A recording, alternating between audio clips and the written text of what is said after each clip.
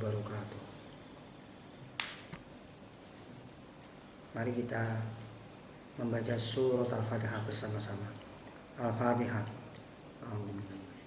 Bismillah.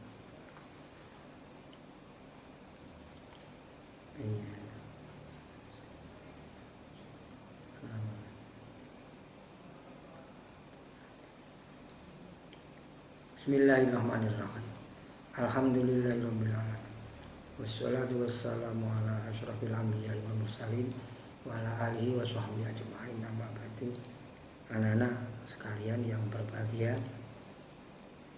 di kelas 11 jam sekarang ini kita akan mempelajari fikih syariah.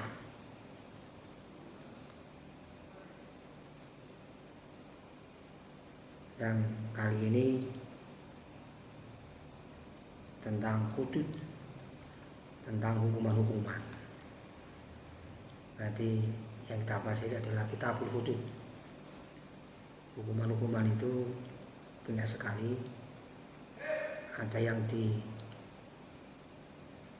masalah zina, masalah pencurian, masalah tuduhan zina, dan lain-lain. Nah, saat ini kita akan mempelajari hukumannya zina.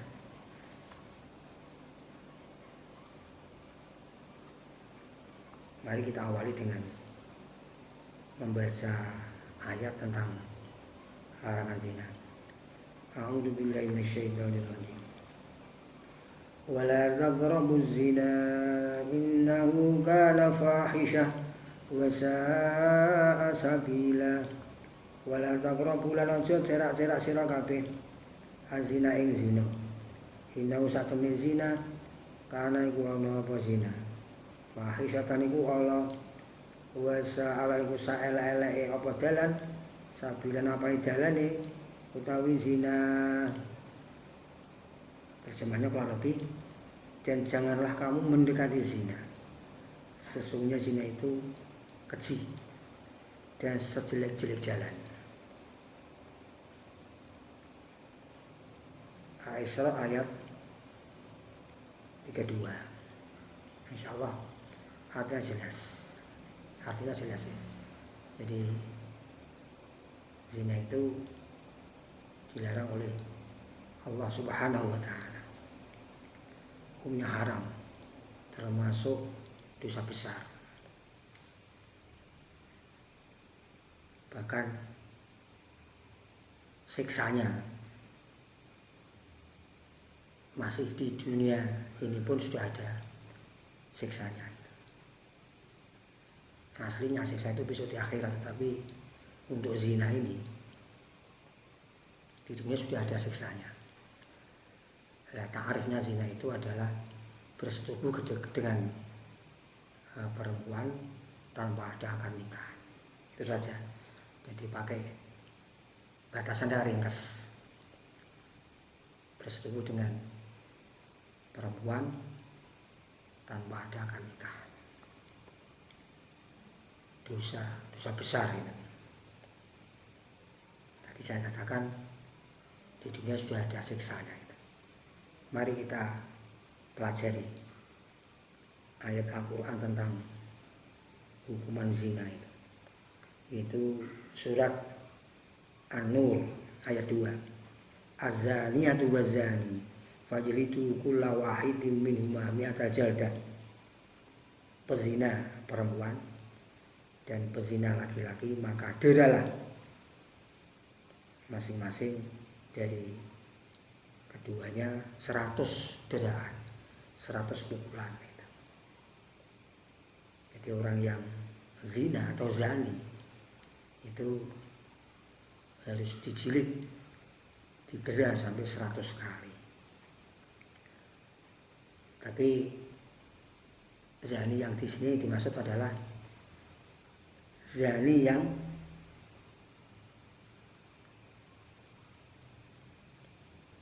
ghairu muhsan, orang yang zina tapi belum kawin.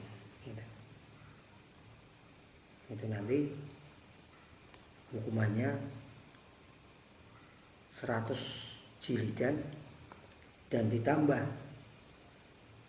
dibuang 1 tahun ke tempat yang jaraknya sampai masafatul qasri, boleh melaksanakan sholat qasar, jadi dibuang yang jauh itu. Kemudian yang kedua itu ada namanya zani muhsan. Zani itu ada 2, zani ghairu muhsan, kemudian zani yang muhsan. Muhsan itu artinya orang yang dijaga, maksudnya orang yang sudah dijaga dengan perkawinannya, terus dibujuk kok masih zina saja. Nah, ini berat nanti, yaitu hukumannya dirajam, dibalangi batu sampai meninggal, sampai mati. Nah, rajam ini ternyata di zaman Rasulullah Shallallahu Alaihi Wasallam juga dipraktekkan, yaitu orang yang dirajam saat itu adalah Ma'is bin Malik al-Aslami, orang laki-laki. Kalau yang perempuan itu Imro'ah, perempuan dari kabilah Juhainah yang terkenal al-Ghamidiyah itu. Mereka berdua ini memang ingin tobat, mengajukan hukuman kepada Rasulullah Shallallahu Alaihi Wasallam, dan Rasul juga melayani seperti itu. Jadi memang rajam itu pernah dipraktekkan di zaman Rasulullah Shallallahu Alaihi Wasallam. Kemudian hukuman dera jilid juga pernah dilaksanakan, yaitu di zaman sahabat Umar menjadi khalifah. Bahkan yang dijilid itu putranya sendiri. Ceritanya kan demikian. Ibnu Abbas bercerita, sahabat Umar itu punya 2 anak. Yang satu namanya Abdullah, yang lain namanya Ubaidillah.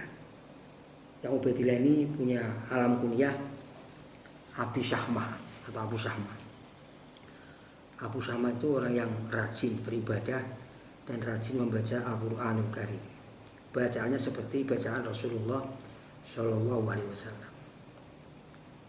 Pada suatu tahun dia ini sakit keras, hampir meninggal, tetapi Allah masih memberi kesembuhan.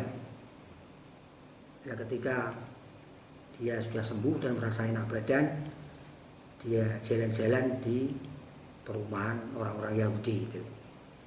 Di sana dia mampir minta suguhan kepada orang Yahudi, tapi ternyata suguhannya adalah minuman keras. Diminum oleh Abu Syahmah sampai puas, kemudian keluar dari rumah lewat kebun Bani Najjar, berjumpa dengan perempuan yang tidur, atau menemukan perempuan yang sedang tidur di kebun tersebut. Perempuan ini dirayu-rayu oleh Abu Syahmah, tapi ya tidak mau mestinya. Tapi karena perempuan tidak bisa berbuat apa-apa, tidak punya kemampuan, tetap saja diperkosa oleh Abu Syahmah. Setelah selesai, perempuan marah-marah menarik-narik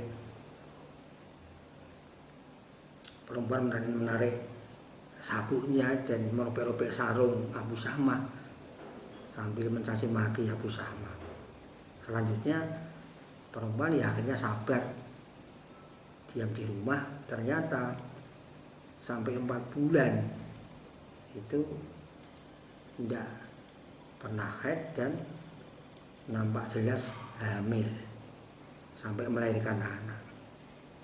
Ketika anak sudah lahir, sudah sembuh dari sakit karena melahirkan, perempuan ini datang ke masjid Rasulullah Shallallahu Alaihi Wasallam. Saat itu Umar bin Khattab ada di situ sebagai khalifah dan sebagai hakim, menghakimi orang banyak di situ. Perempuan ini maju dan meletakkan anaknya di hadapan Umar bin Khattab. dan berkata, wahai Amirul Mukminin, ambillah anak ini, engkaulah yang paling berhak daripada saya. Sahabat Umar terkejut, gimana ya perempuan, kok bisa ini itu,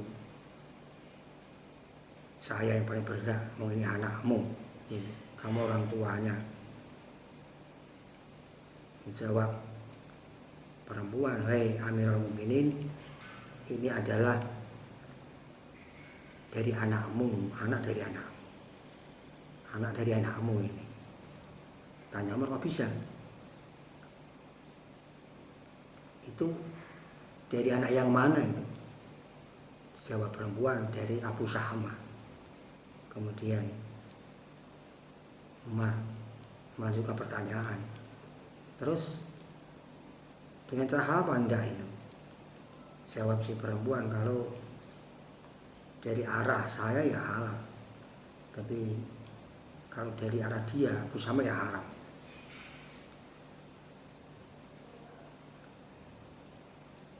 Ya terus gimana itu ceritanya, kok bisa terjadi seperti itu? Perempuan bercerita, suatu hari saya keluar rumah menuju ke kebun Bani Najjar. Saya memetik sayur-sayuran sampai sore, kemudian saya tertidur di situ. Kemudian anakmu Abu Syahma lewat keadaan mabuk, merayu saya dan memerkosa saya. Saya tidak mau saat itu, tapi saya tidak punya kemampuan. Sampai selesai memperkosa saya tarik sabunnya, saya sobek-sobek pakaiannya, saya caci maki. Selanjutnya saya istirahat di rumah sampai pada akhirnya saya tidak haid, bahkan hamil dan selanjutnya melahirkan ya anak ini. Maka ambil saja anak ini, engkaulah yang paling berhak daripada saya. Saya memilih malu di dunia ini daripada besok malu besok di akhirat. Mendengar cerita itu, Umar bin Khattab menangis sampai jenggotnya itu basah karena air matanya. Umar berkata, aduh, malunya Umar bin Khattab besok di akhirat di hadapan Allah. Kemudian Umar masih saja tanya kepada perempuan, cerita lagi yang benar kepadaku. Kalau memang kamu benar, akan aku tegakkan keadilan. Jawab si perempuan, terus apa yang kau mau wahai Umar? Demi Allah saya tidak goroh, tidak bohong. Apa yang saya ucapkan saya benar, tidak bohong. Kalau engkau berkehendak, kalau engkau mau, saya siap disumpah dengan Quran. Tiap lampiran saya bersumpah. Kemudian Umar mendatangkan Al-Quran dan perempuan disumpah dari surat Baqarah sampai surat Yasin. Bersumpah demi Allah bahwa anak ini adalah dari anakmu Abu Syahma, dan saya memang benar apa yang saya ucapkan, saya tidak bohong. Seperti itu setiap lampiran bersumpah sampai surat Yasin. Umar bin Khattab menghentikan perempuan tersebut, sudah cukup sampai sini saja, jadi kamu ini memang benar-benar benar. Kemudian Umar berdiri dan pesan kepada para sahabat Nabi, teman-teman, tetap saja kamu di sini, saya mau pulang sebentar. Tak lama kemudian Umar datang lagi ke masjid dengan membawa 30 dinar dan 10 pakaian, diberikan kepada perempuan tersebut sambil berkata, wahai perempuan, uang 30 dinar ini ambil, dan juga 10 pakaian ini kamu ambil, dan halalkan ya anak saya Abu Syahma di dunia ini. Tapi kalau kamu masih punya tuntutan, besok saja tuntut di akhirat di hadapan Allah Subhanahu wa ta'ala. Kemudian perempuan ini mengambil 30 dinar, 10 10 pakaian bawa pulang. Kemudian Umar juga pesan kepada para sahabat Nabi lagi, para teman-teman, tetap saja kamu di sini, saya mau pulang lagi sebentar. Kemudian Umar segera pulang sampai rumah, mengelilingi anaknya yang namanya Abu Samah tadi. Ketika itu Abu Samah sedang makan. Kemudian Umar salam kepada anaknya, assalamualaikum ya waladi, gitu. Jawab si anak, waalaikumsalam. Dan jawab si anak, wahai ayahku, mendekatlah kepada aku di sini, makan bersamaku. Sebab Umar, tidak usah, silakan saja kamu yang makan sendirian. Aku tidak nyangka kalau ini adalah akhir bekalmu di dunia ini. Tanya sang anak Abu Samah, wahai ayahku, siapa yang memberitahu engkau kalau makan ini adalah bekalku yang terakhir di dunia ini? Sedangkan Rasulullah Shallallahu Alaihi Wasallam sudah tidak ada, wahyu sudah putus dari langit, tidak ada wahyu setelah Rasulullah Shallallahu Alaihi Wasallam. Jawab sang ayah Umar, saya memang tidak ngerti, tidak dapat wahyu, tetapi ya anakku, saya tahu ini karena ya dosamu yang kamu lakukan itu, maksiat yang kamu lakukan itu. Kata sang anak, wallah maaf itu maksiat, demi Allah saya sungguh tidak maksiat wahai ayah, saya tidak pernah melakukan dosa. Terus apa ada yang lapor kepada engkau bahwa saya ini orang yang bermaksiat? Terus terang saja ya wahai ayahku, saya tidak akan menyimpan rahasia. Jawab Umar, dah demikian hai anakku, saya mau tanya kepada kamu, demi zat yang memberitahukan dan tidak bisa dilihat. Pada satu hari kamu itu lewat perumahan Yahudi, kamu minta suguhan kepada mereka. Kemudian salah satu Yahudi memberi minuman kepada kamu berupa minuman keras. Kamu minum sampai puas, kemudian kamu keluar dan melewati kebun beri Najjar. Kamu melihat perempuan sedang tidur, kamu rayu, kamu perkosa. Perempuan tidak mau, tapi kamu perkosa. Akhirnya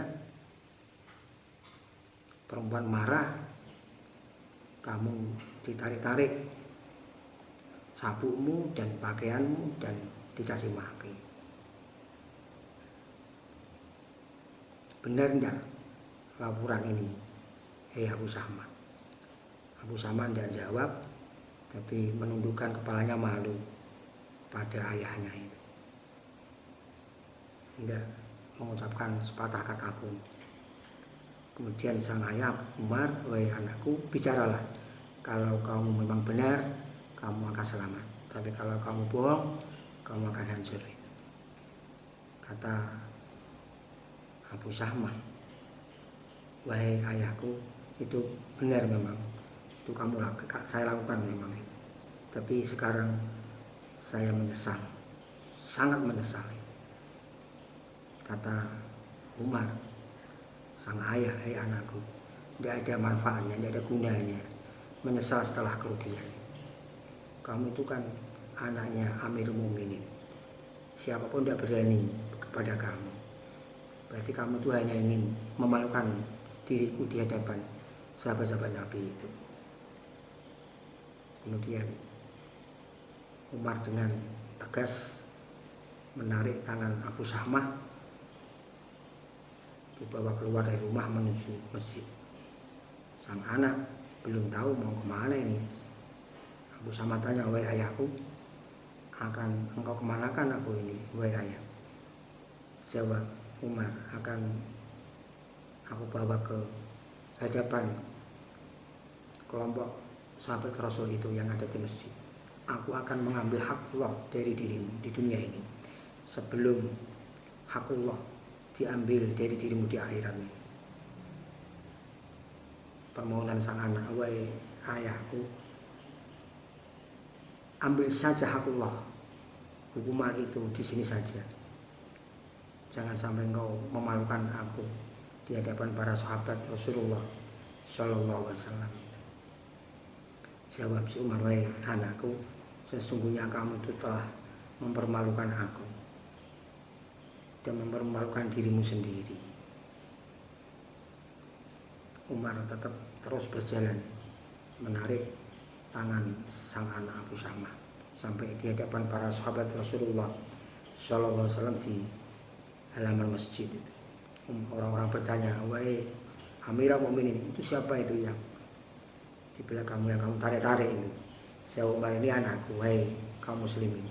Anakku sudah mengaku bahwa dia telah melakukan kesalahan dan kali ini harus diadili. Perempuan yang lapor kemarin itu adalah perempuan yang benar, tidak bohong. Kemudian Amirul Mukminin Umar memanggil budak yang namanya Muflih, wahai Muflih, qad aflahal yauma man ista'ala. Muflih, anakku ini Abu Syamah, dia jilid, pukul. Jawab si Muflih sang budak, gimana ya Amirul Mukminin, kalau saya memukul hewan bisa sampai mati, kalau mukul tembok itu saya bisa sampai merobohkan, tapi itu anak engkau gimana itu?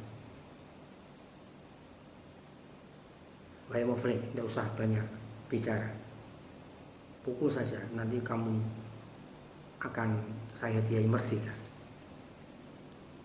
Kemudian Muflih ambil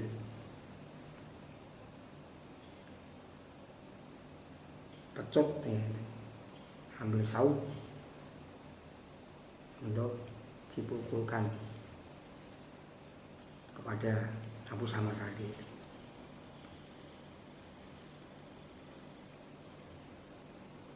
Sungguh Muflih menderanya, menjilidnya sampai kesakitan. Kata Umar, teruskan wahai Muflih, sampai sakitnya terasa di dalam badannya. Kalau memang dia masih hidup setelah dijilid, dia akan tidak kembali melakukan dosa selamanya. Tetapi kalau mati ya memang sudah ajalnya. Itu terus Muflih memukul, mendera Abu Syamah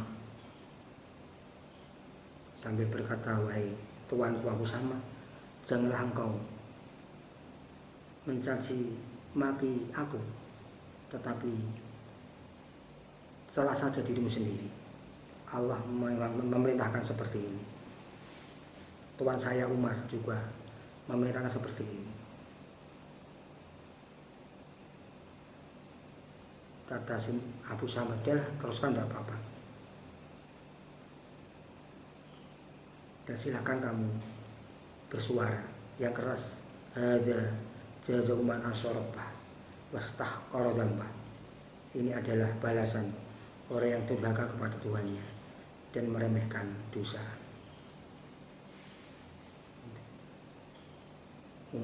Muflih meneruskan pukulan sampai 10 kali. Ratapan Abu Syamah, wahai ayahku, rasanya api menyala di dalam dada badanku. Jawab si Umar, hei anakku, sungguhnya panas di dada bapakku lebih panas daripada yang ada di dadamu. Pukullah terus ya Muflih sampai dipukul 20 kali. Kata si Abu Syamah, wahai ayahku, tinggalkan aku mau istirahat. Jawab sang ayah, hai anakku, kalau ahli neraka di neraka minta istirahat, kemudian diistirahatkan, maka akan aku istirahatkan. Terus saja Muflih pukul sampai dipukul 30 kali. Kata sang anak, wahai ayahku, tinggalkanlah aku sungguh mau tobat. Jawab sang ayah, hai anakku, kalau aku sudah mengambil hakullah dari dirimu, silakan nanti kamu mau tobat silakan, kalau mau kembali masa silakan. Terus Muflih disuruh untuk meneruskan pukulannya sampai dipukul 40 kali. Kata sang anak, wahai ayahku, minumilah aku seceguk air yang dingin untuk mendinginkan panas di hatiku ini. Jawab sang ayah, hai anakku, kalau ahli siksa di neraka itu minta air dingin dikasih, kamu akan aku kasih. Tapi terus Muflih pukul terus. Kemudian Muflih melanjutkan pukulannya sampai 50 kali. Kata sang anak, ratapan sang anak, wahai ayahku, kasihanilah aku. Jawab sang ayah, kalau aku mengasihimu di dunia, tentu kamu besok di akhirat tidak akan dikasih oleh Allah. Pukul saja hai Muflih. Akhirnya tetap melanjutkan pukulan sampai 60 kali. Kata sang anak, wahai ayahku, mendekatlah kepada diriku, rangkullah aku mau merangkulmu sebelum aku mati. Jawab sang ayah Umar, hei anakku, kalau nanti kamu masih hidup, aku rangkul. Tapi kalau kamu mati, besok aku ketemu kamu di jembatan menuju surga. Pukul terus si Muflih, pukul sampai 70 kali.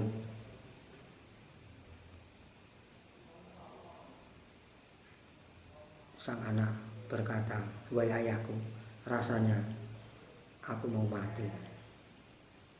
Jawab sang ayah, hei anakku, kalau nanti kamu ketemu Rasulullah sallallahu alaihi wasallam, maka berkatalah kepada Rasulullah bahwa ayahku Umar telah memukulku sampai aku meninggal, sampai aku mati gitu. Terus kamu Muflih pukul, akhirnya dipukul sampai 80 kali. Kemudian Abu Syahmah mengangkat kepalanya dan memanggil-manggil dengan suara yang keras, wahai ashabu Rasulullah, mengapa engkau tidak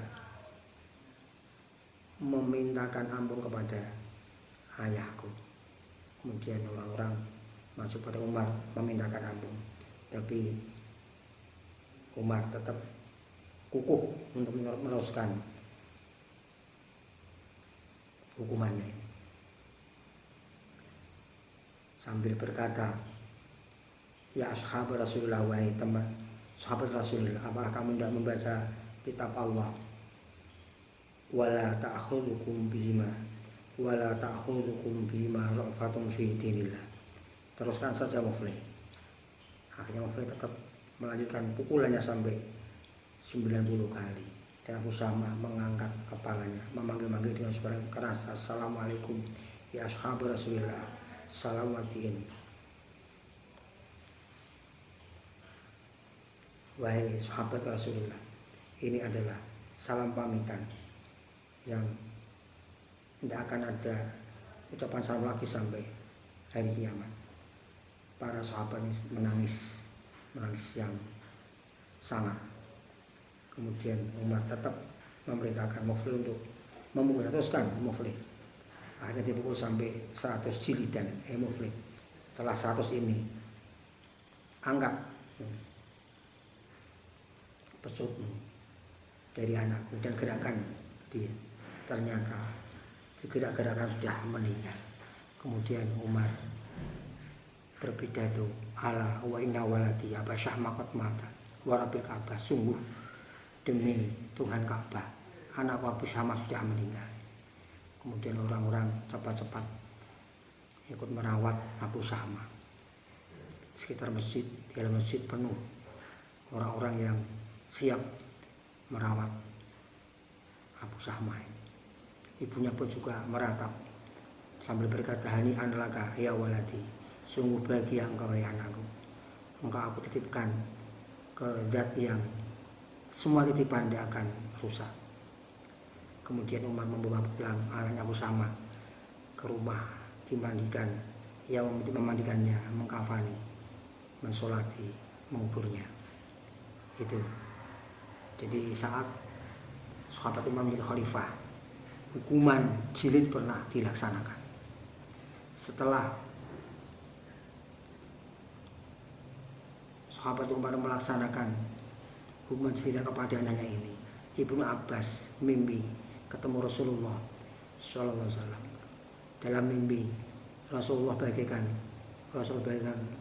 bulan purnama dan memakai pakaian yang putih-putih, sedangkan Abu Sahmah berada di depannya pakai pakaian hijau-hijau. Kemudian Ibnu Abbas maju ke hadapan Rasul, membaca salam dan mencium kedua mata Rasulullah Sallallahu Alaihi Wasallam. Kemudian Rasul berpesan kepada Ibnu Abbas, "Wahai Ibnu Abbas, hei Ibnu Ammi, sampaikan salamku kepada Umar ini. Wa qul lahu, yaqulu Rasulullah, jazakallahu anni kulla khair, kama radai Allah min ba'di hani'an laka ya Umar, wa ma atawlak min al-musul wal ghurfa fi jannatin na'im, wa inna waladaka Aba Sahmah qad balagha fi maq'adi sidqin inda maliki muqtadir." Yang intinya bahwa Rasulullah menyanjung sahabat Umar bahwasanya dia bisa melaksanakan kewajiban sebagai Amirul Mukminin, sebagai hakim. Juga anaknya sudah bisa berbahagia masuk surga. Kemudian mimpinya Ibnu Abbas ini disampaikan kepada Umar radhiyallahu anhu.